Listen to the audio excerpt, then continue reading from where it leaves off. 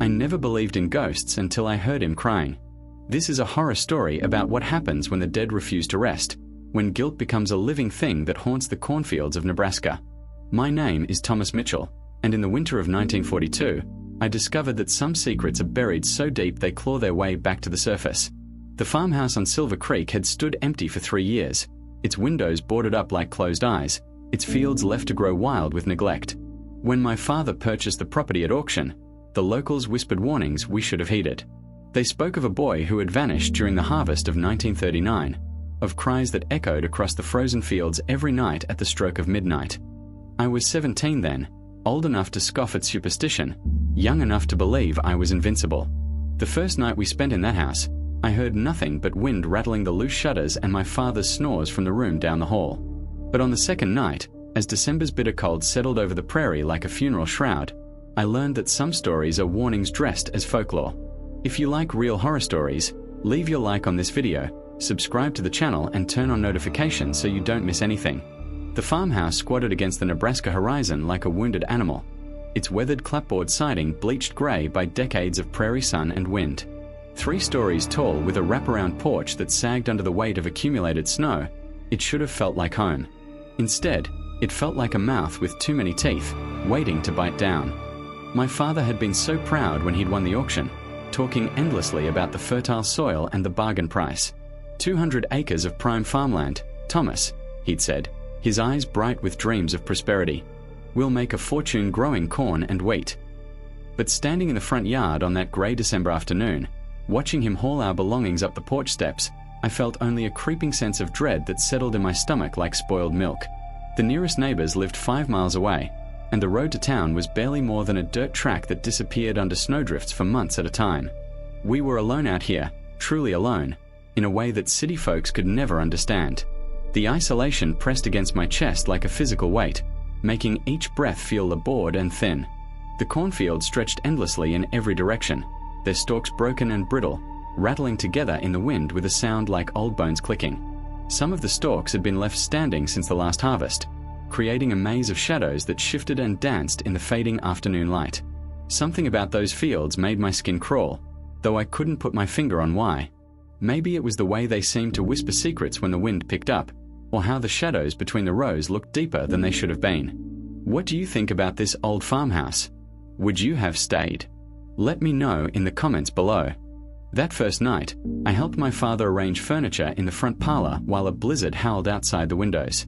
The house groaned and settled around us, its wooden bones creaking under the assault of wind and weather.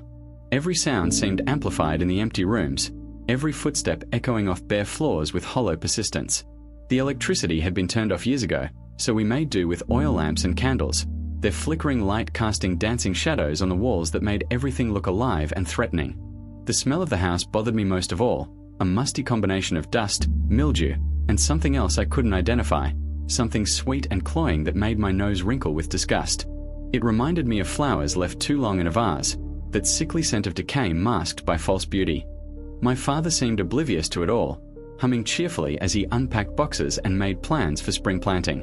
"We'll fix her up nice, son," he said, patting the mantelpiece with affection. "This old place just needs some love and attention." But I could feel the house watching us, its darkened windows like eyes that never blinked, its empty rooms holding their breath in anticipation. The temperature seemed to drop several degrees whenever I passed certain doorways, and more than once I caught myself glancing over my shoulder, certain I'd heard footsteps following behind me. When we finally settled down for the night, I lay in the narrow bed in what had once been a child's room, staring at the ceiling and listening to the wind howl through the eaves. Where are you watching this from? Tell me your city and country in the comments. Sleep came fitfully that first night, broken by the constant groaning of old wood and the whistle of wind through gaps in the window frames. I dreamed of endless cornfields stretching to the horizon, their golden stalks swaying hypnotically in a breeze that carried the sound of distant crying. In the dream, I walked between the rows, following that heartbroken sobbing deeper and deeper into the maze of grain, but no matter how far I traveled, the source always seemed just out of reach. The corn grew taller as I walked, reaching above my head, then towering over me like cathedral spires, blocking out the sun and casting everything into twilight gloom. The crying grew louder, more desperate, and I began to run, crashing through the stalks with growing panic, my heart hammering against my ribs like a caged bird. But the faster I ran, the more lost I became, and the crying seemed to come from everywhere at once, surrounding me, drowning me in its anguish. When I finally jolted awake, my nightshirt was soaked with sweat despite the bitter cold of the unheated bedroom. The house had gone completely silent, that unnatural quiet that comes in the dead of winter when even the wind holds its breath. I lay still, listening, waiting for something I couldn't name. The darkness pressed against the frosted windows, thick and impenetrable, and somewhere in that darkness, I was certain something was waiting. My mouth felt dry as cotton, and my hands trembled slightly as I pulled the quilt higher under my chin. The dream had felt so real I could still smell the dusty sweetness of corn silk and hear the rustle of disturbed stalks. Morning brought no relief from the oppressive atmosphere that seemed to permeate every corner of the old farmhouse. I woke to find frost crystals covering the inside of my bedroom window, forming intricate patterns that looked disturbingly like reaching fingers. The temperature in the house had dropped so low overnight that our breath misted in the air, and the water in the wash basin had developed a thin skin of ice. My father was already up, trying to coax life from the ancient wood stove in the kitchen, cursing under his breath as smoke billowed back into the room instead of going up the chimney. "Damned flue must be blocked," he muttered, waving his hat to clear the air. But even when he finally got the fire going properly, the warmth seemed reluctant to spread beyond the immediate vicinity of the stove, as if the cold had taken up permanent residence in the walls themselves.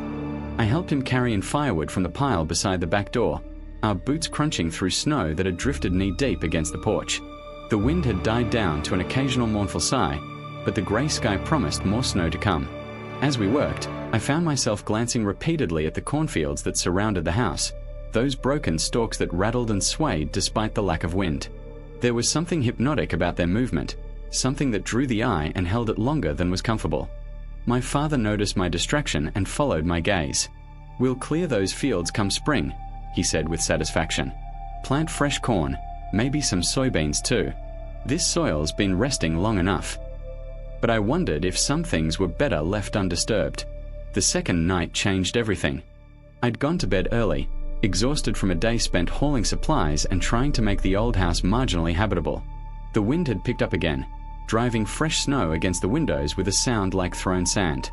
I lay in the narrow bed, listening to the familiar symphony of creaks and groans that seemed to be the house's natural language, when something new joined the chorus.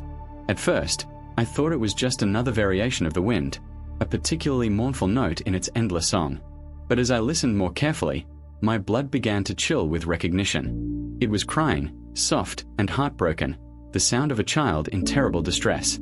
The sobs seemed to come from somewhere outside, carried on the wind from the direction of the cornfields. I sat up in bed, straining to hear better, my heart beginning to race.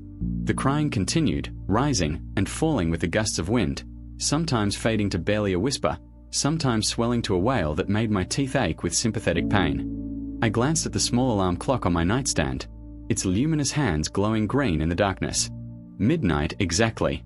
The crying went on for what felt like hours but was probably only minutes, each sob cutting through the winter night like a blade through silk. When it finally stopped, the silence that followed was so complete it made my ears ring. I lay awake until dawn, staring at the ceiling and trying to convince myself I'd imagined the whole thing. But deep in my gut, I knew better. The next morning, I mentioned the crying to my father over breakfast, trying to keep my voice casual and unconcerned. He looked up from his oatmeal with a frown, his weathered face creased with worry. "Crying? What kind of crying?" I described what I'd heard, the heartbroken sobs carried on the winter wind, the way it had seemed to come from the direction of the cornfields.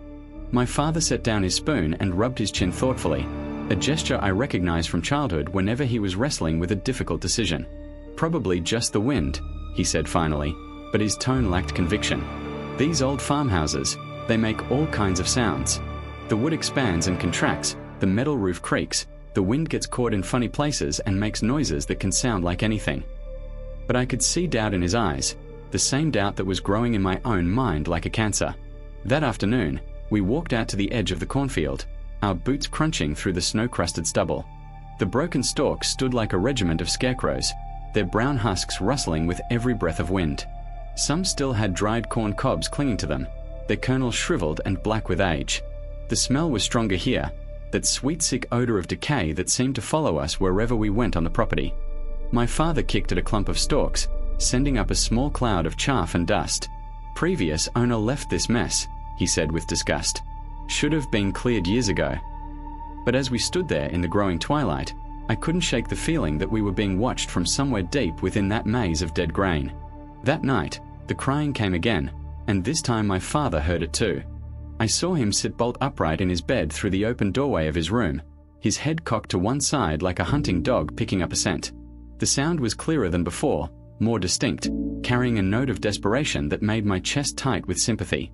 It wasn't just crying now, but actual words, though so distorted by distance and wind that I couldn't make them out. The voice was definitely that of a child, a young boy from the sound of it, calling out for help in the darkness. My father and I met in the hallway, both of us in our nightshirts, both trying to pretend we weren't terrified. "We should go out there," I whispered, though every fiber of my being rebelled against the idea. "If there's really a child out there in this weather." My father nodded grimly and began pulling on his boots and coat. We lit a lantern and stepped out into the bitter night air, our breath forming clouds of vapor that dissipated instantly in the wind.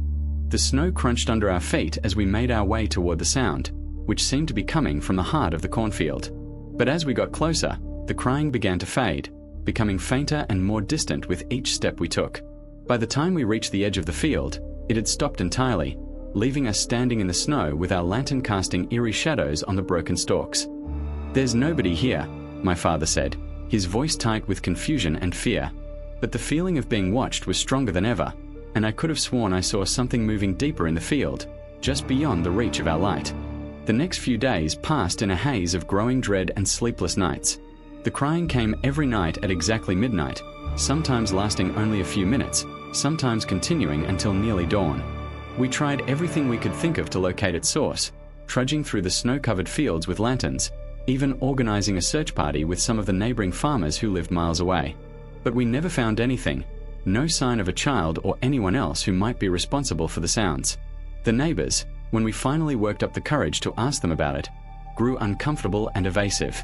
Old Henrik Larsson, who owned the farm to the north, actually crossed himself when we mentioned the crying and muttered something in what sounded like Norwegian. Mrs. Patterson, who ran the general store in town, went pale when we brought it up and quickly changed the subject.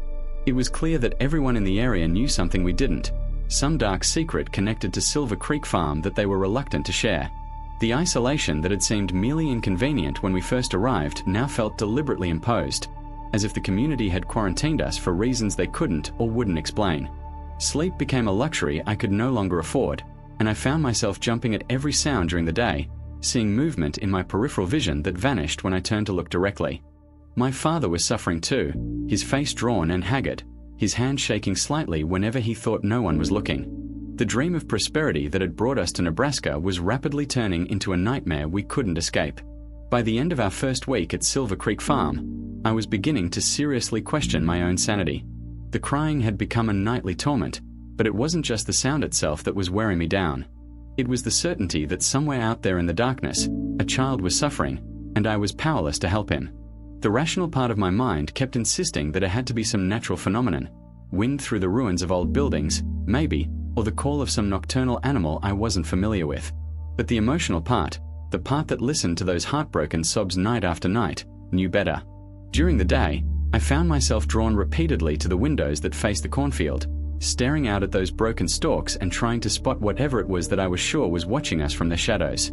More than once, I thought I saw a flash of movement, a pale shape that might have been a face or a reaching hand, but whenever I blinked or tried to focus on it directly, there was nothing there. The house itself seemed to be responding to our presence, or perhaps to the presence of whatever was crying in the fields. Doors that we'd left open would be found closed, sometimes even locked from the inside. The temperature in certain rooms would drop without warning, leaving us shivering and reaching for sweaters even when the wood stove was blazing. And always, there was that smell, that cloying sweetness that reminded me of funeral flowers and made my stomach turn. My father had stopped talking about spring planting and started mentioning, in increasingly frequent and urgent tones, the possibility of selling the property and moving back to town. The breaking point came on a night when the crying was louder and more desperate than ever before. I lay in my bed, every muscle in my body tense with the effort of listening, when I realized that the sound wasn't coming from outside anymore. It was coming from inside the house, from somewhere directly below my bedroom. The floorboards beneath my feet were ice cold, so cold they burned against my bare skin when I swung my legs out of bed. The crying was definitely coming from the basement, a part of the house we hadn't explored much beyond a cursory glance on our first day. Now, as I crept toward the basement door with a lantern in my trembling hand, I realized we'd been avoiding it without really knowing why. The door stood slightly ajar, though I was certain we'd left it closed, and a draft of air so cold it made my eyes water was flowing up from the darkness below.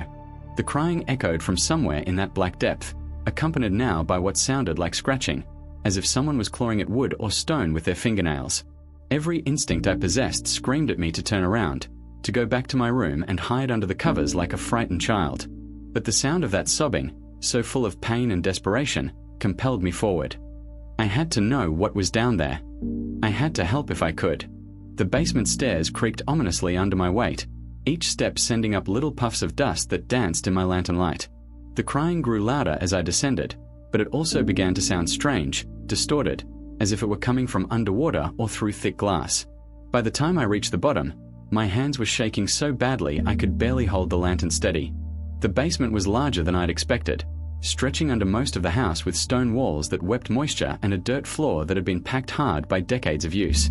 Old furniture huddled in the shadows like crouching animals, draped with sheets that had turned yellow with age. The crying was coming from the far corner, where the light from my lantern barely reached, and as I moved toward it, my foot kicked something that rolled away with a hollow sound. I lowered the lantern and saw that it was a child's toy, a wooden horse painted red and blue, though the paint was chipped and faded.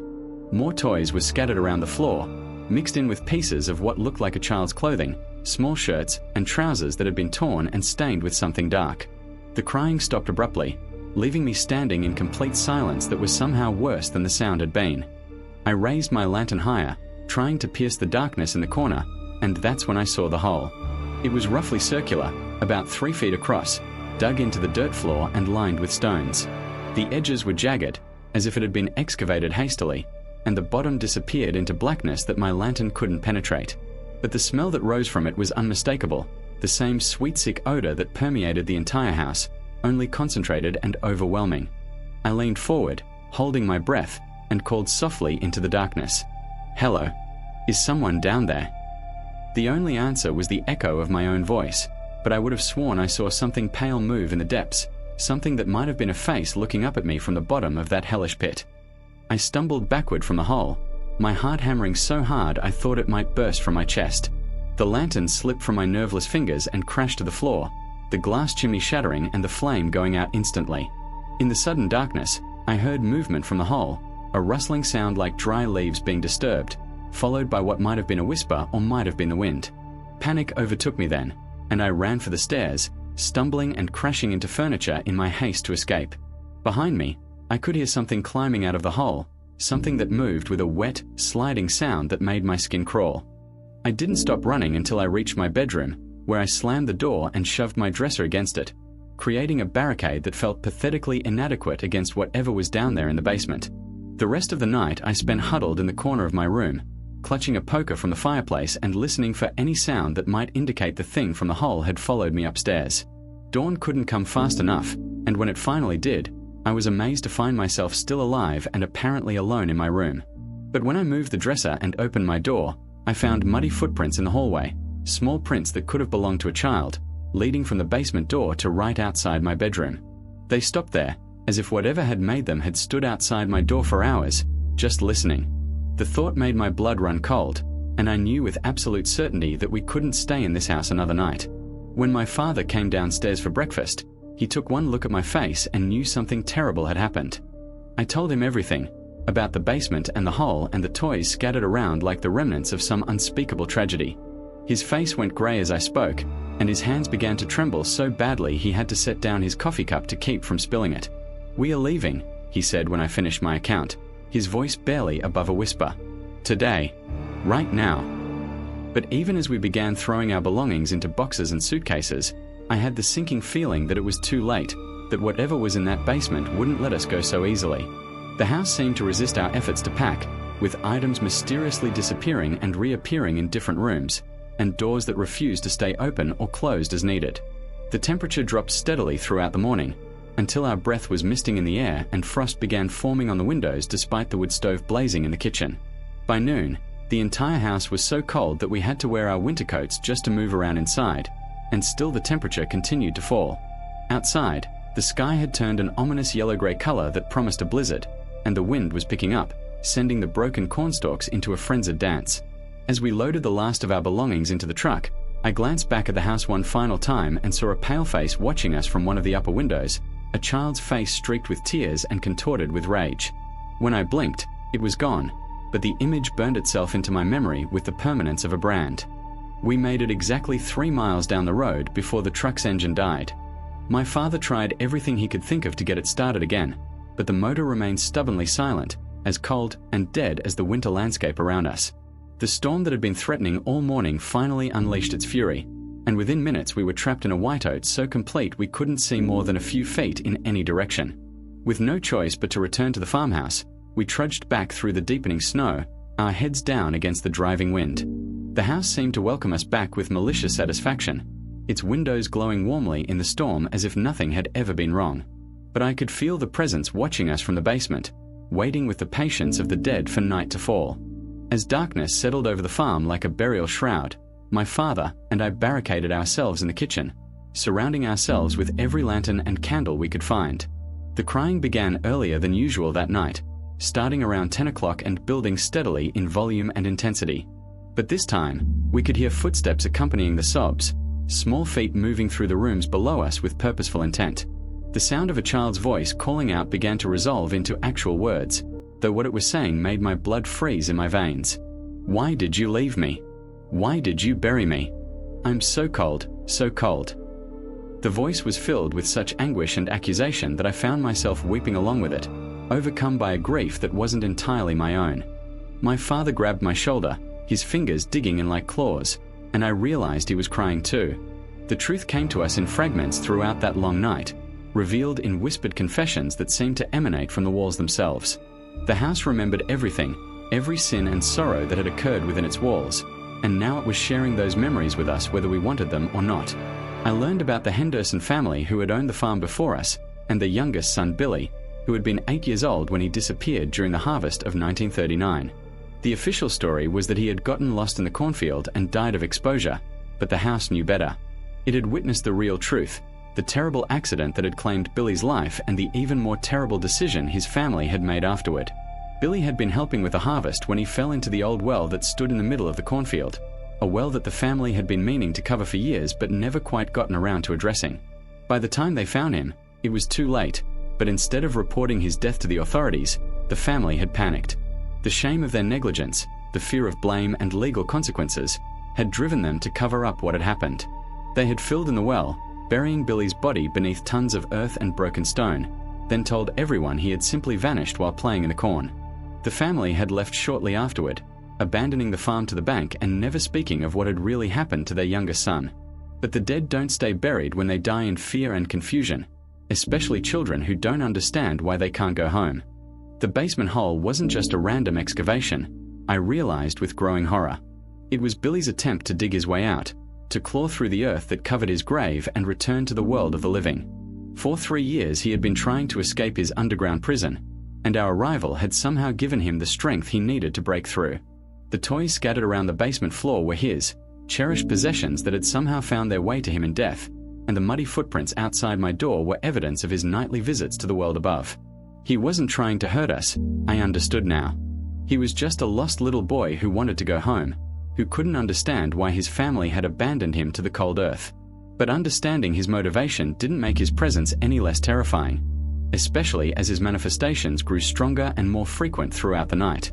Doors slammed open and shut with violent force, windows rattled in their frames as if invisible hands were pounding against the glass, and the temperature continued to drop until our breath came out in thick clouds of vapor. The crying had evolved into something more complex, a mixture of sobs and laughter that spoke of a child's mind pushed beyond the breaking point. Around 3 in the morning, we heard him climbing the basement stairs, each footstep accompanied by the wet sound of mud dripping from his decomposed clothing.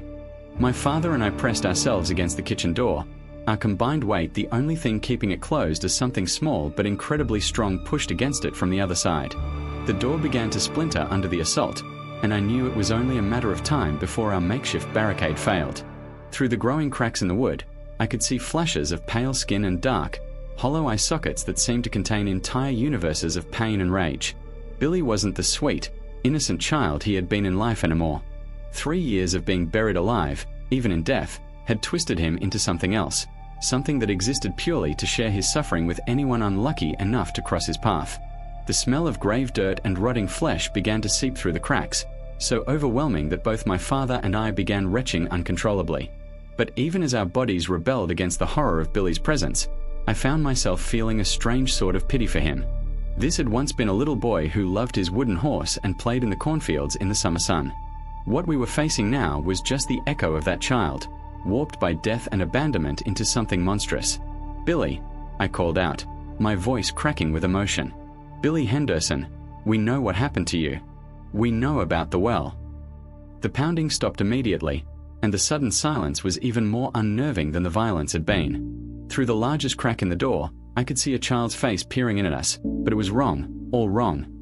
The features were there but somehow rearranged, as if death had forgotten how they were supposed to fit together, and the skin had a waxy, translucent quality that made the skull visible beneath. "You know." The voice that came through the crack was barely recognizable as human, a wet whisper that seemed to come from underwater. "You know they buried me? You know they left me in the dark?" I nodded, tears streaming down my face as I tried to maintain eye contact with those horrible, hollow sockets. "Yes, Billy. We know. And we are sorry. We are so sorry." The face disappeared from the crack, and for a moment I dared to hope that our acknowledgement of his suffering might be enough to give him peace. But then the temperature in the room plummeted even further, and frost began forming on every surface, including our skin. Billy's voice came from everywhere at once now, no longer confined to a single location but filling the entire house with its anguish. "Sorry doesn't bring me home. Sorry doesn't make the cold go away. Sorry doesn't give me back the years I lost in the ground." The walls began to shake, and pieces of plaster started falling from the ceiling like snow. Outside, the storm had reached hurricane intensity, with winds that howled like the voices of the damned and snow that fell so thickly it seemed to muffle reality itself. I realized that Billy didn't just want acknowledgement of his suffering. He wanted revenge, and he wanted us to join him in his underground prison. The house groaned and creaked around us like a ship in a storm, and I had the terrifying thought that he might be strong enough now to bring the entire structure down on top of us, burying us alive just as he had been buried. My father, who had been silent throughout most of this supernatural assault, suddenly stepped forward and began speaking in a voice I'd never heard from him before, calm and steady despite the chaos surrounding us. "Billy, son, what happened to you was wrong. Terribly, horribly wrong. But taking it out on us won't fix anything. We are not the ones who hurt you." The shaking of the house intensified, and Billy's voice rose to a shriek that made my ears ring. "Everyone hurts me. Everyone leaves. Everyone forgets." But my father continued speaking, his words somehow cutting through the supernatural fury like a beacon in a storm. "We won't forget you, Billy. We'll make sure people know what really happened. We'll make sure you get a proper burial, with a headstone and flowers and people who remember your name." The temperature in the room began to rise slightly, and the violent shaking subsided to a tremor. Through the crack in the door, I could see Billy's face again, but this time it looked more like a real child's face, confused and frightened but no longer twisted with rage. "You promise," he whispered, and the voice was younger now, more vulnerable. "You promise you won't leave me in the ground forever." My father's voice was gentle as he made his vow. "I promise, son. We'll dig you up and give you a proper funeral. We'll put you to rest with dignity, the way it should have been done from the beginning." The silence that followed was complete, and I realized that for the first time since we'd arrived at Silver Creek Farm, I couldn't hear crying. The rest of that night passed without incident, though neither my father nor I dared to sleep. We kept vigil in the kitchen, waiting for dawn and trying to process everything that had happened. When the sun finally rose, the storm had passed, leaving behind a world transformed by snow and silence. The oppressive atmosphere that had plagued the house since our arrival was gone, replaced by something that felt more like sadness than terror. Billy was still there, I could sense his presence, but the rage that had driven him to such frightening displays was absent. He was just a lonely child again, waiting patiently for the adults to keep their promise. My father and I spent the morning digging through the snow in the cornfield, following his directions to find the spot where the old well had been filled in. It wasn't hard to locate once we knew what to look for. The ground was different there, softer and more recently disturbed despite the years that had passed. We marked the spot with stakes and strips of cloth, then drove to town to speak with the sheriff and the county coroner. The story we told was carefully edited, but true in its essentials. We had discovered evidence of an unmarked grave on the property and wanted to see that whoever was buried there received proper treatment. The officials were skeptical at first, but when we mentioned the Henderson family and Billy's disappearance, their attitudes changed quickly. Apparently, there had always been suspicions about the official story, whispers and rumors that never quite died down despite the family's insistence that Billy had simply gotten lost. The excavation took place 3 days later, with half the county turning out to watch as a team of workers carefully uncovered what remained of the old well. What they found confirmed our story in ways that were both heartbreaking and vindicating. Billy Henderson's remains were exactly where we said they would be, along with the wooden horse that had been his favorite toy and a handful of other small possessions that had somehow found their way into his grave. The county coroner confirmed that the boy had died from injuries consistent with a fall, and that his body had been in the ground for approximately 3 years. The Henderson family was tracked down and questioned, and though they never admitted to any wrongdoing, they agreed to pay for a proper funeral and burial. Billy's memorial service was held on a bright, clear day in February, with more people in attendance than anyone had expected. It seemed that everyone in the county had some memory of the missing boy, some story to share about his short life. He was buried in the town cemetery under a headstone that bore his name, his dates of birth and death, and a simple inscription, "Beloved son, forever remembered."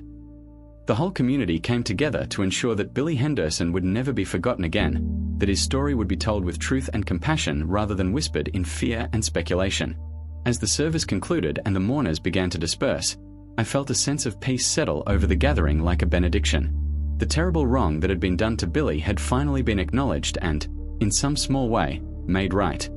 My father and I left Silver Creek Farm the day after Billy's funeral, and this time the truck started without any problems. As we drove away from the house for the final time, I looked back to see if there were any signs of Billy's presence, any last goodbye from the boy who had terrorized and ultimately taught us about the importance of truth and remembrance.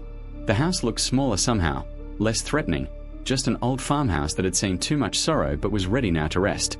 I thought I saw a flash of movement in one of the upper windows, a pale hand waving goodbye, but it might have been just a trick of the light reflecting off the glass. We sold the property to the bank for half what we'd paid for it, with full disclosure about everything that had happened there. To our surprise, there were buyers, a young couple from Iowa who wanted to restore the old place and turn it into a working farm again. They listened to our story with interest rather than fear, and promised to treat the property with the respect it deserved. The cornfields would be planted again come spring, but this time with the knowledge that the ground held more than just the potential for crops. It held memories and secrets and the remains of dreams cut short too soon. The new owners promised to maintain Billy's memory, to tell visitors about the boy who had once played in these fields and whose story had become part of the land's history. They would ensure that he was never forgotten again, never left alone in the dark. Years have passed since that terrible winter at Silver Creek Farm, and I've tried many times to convince myself that what we experienced there was just the product of isolation and stress and overactive imaginations. But I know better. Some things can't be explained away by rational thinking, and some truths are too powerful to be dismissed. Billy Henderson was real, his suffering was real, and his need for acknowledgement and proper burial was as real as anything I've ever encountered. The lesson he taught us about the importance of truth, about the consequences of covering up wrongdoing, about the basic human dignity owed even to the dead, has stayed with me through all the years since. I think about him sometimes, especially on cold winter nights when the wind howls through the trees and sounds almost like crying. But now those thoughts don't bring fear or horror. Instead, they bring a kind of grateful sadness, the bittersweet knowledge that even in death, even transformed by rage and abandonment into something monstrous, Billy was still fundamentally a child who just wanted to go home. We gave him that gift in the end, the gift of acknowledgement and proper rest and permanent remembrance. It wasn't enough to undo the wrong that had been done to him, but it was something. It was a recognition of his worth as a human being and a promise that his story would continue to be told.